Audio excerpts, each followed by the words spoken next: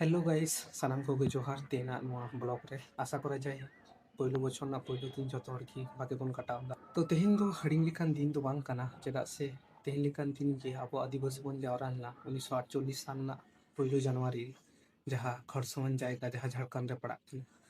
तो जावरा ना मूल कारण था लेना अब संस्कृति बंचा एवं अब हासा जायगा बंचा जो किंतु हठात अब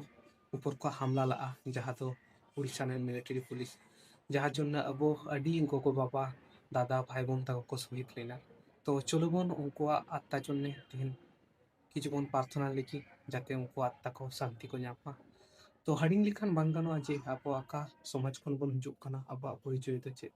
तेहन एंजॉय बांग काते उनको गगो बाबा दादा भाई बोन तक जहाँ को शहीद लेना उनको जन्ने कटी बन प्रार्थना एलोइस मुचा मध्य स्माइल दहय में और एलोइस लड़ाई में कारण आलम हड़िया जे आम आका समाज खन हिजुग कना कारण लड़ाई बिना नोआ लाइफ टोटाली आचरा गया तो